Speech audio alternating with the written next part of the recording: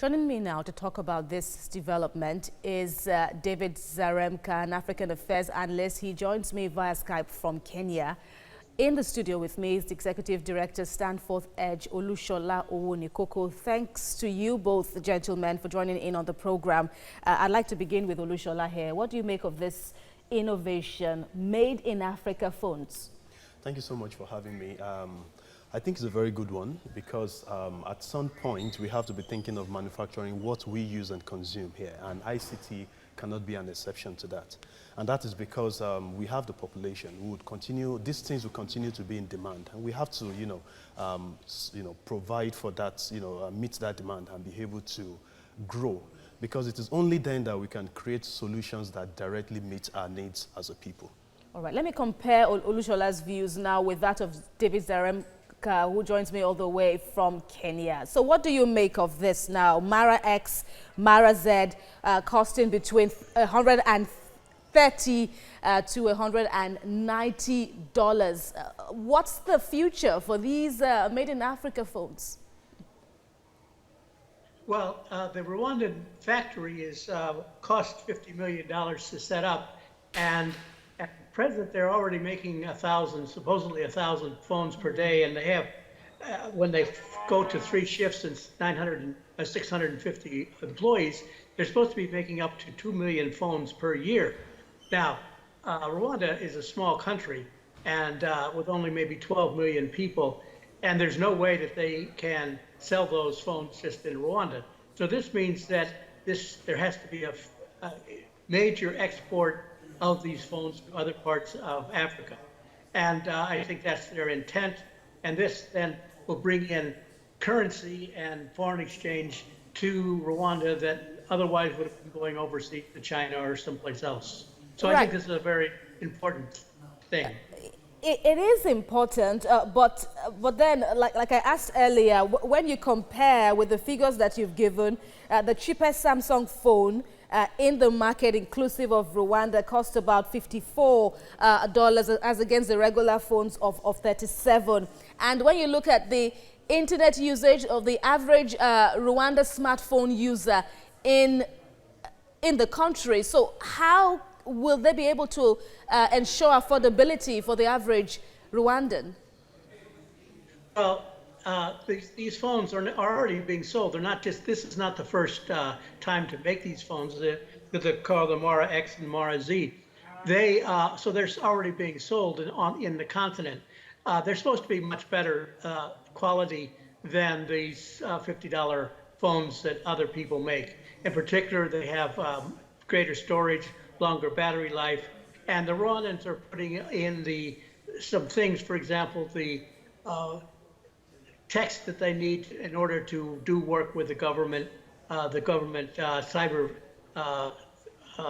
thing that they have. All right. So, and the other thing that they're doing is that they're going to the Rwandan banks and allowing people to buy the phones on time. So this would be also a very helpful way of moving these phones.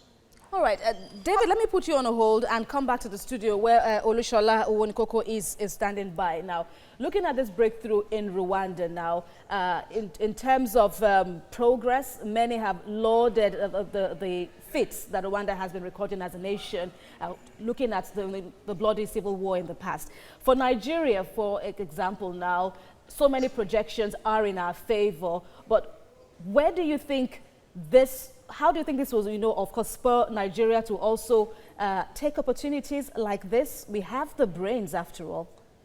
Well, I think that's a very interesting question, because I know that at the point where the company was looking to start this manufacturing, Nigeria was one of those countries that they did consider. And that was because, of course, we have the population size. Like he mentioned, that scale of phone has to at least go outside, because Rwanda cannot... It can't stay within it can't stay Rwanda. There. But I think overall for Africa, it's a good thing. But for Nigeria, we still have a lot of hurdles to cross in terms of manufacturing. And I would, of course, like we know, we still have to deal with the issue of power, because manufacturing things like, phones require a lot of power in terms of power consumption. And If we look at it critically, especially for businesses that are starting, power still contributes significantly to the cost of production. And at the end of the day, the manufacturer has to compete. So how will they be able to compete if we still have some of these things to deal with as a country? We have the market here, we have the talent here. For most of the raw materials needed to make the phone, we have some. Some would have to be brought in, of course, from within Africa, but those are not the only things necessary to make a phone manufacturing business work. Because no matter how much the company is looking to put a phone in every hand, it still has to make a business sense. And are we positioned for that as a country? And those are part of the questions we should ask ourselves. And as a continent, even though we already have the assembling plants, phone plants in Nigeria and elsewhere. But then looking at the figures, smartphone usage for Nigeria is 18%.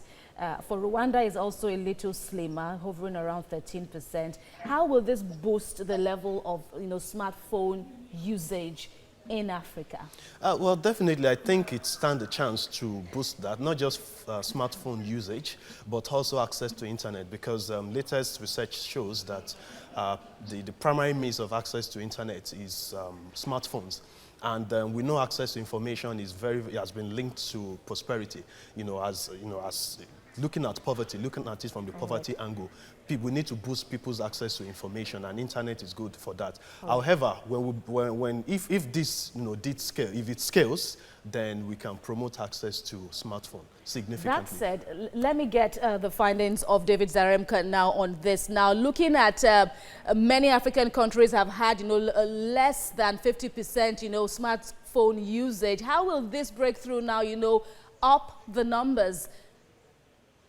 Oh, I think the numbers of smartphones is increasing extremely fast.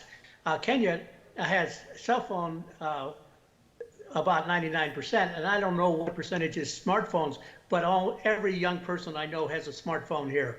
And I think that's going to happen in Rwanda and probably in Nigeria too, as these things become more common, and their uses are now getting more and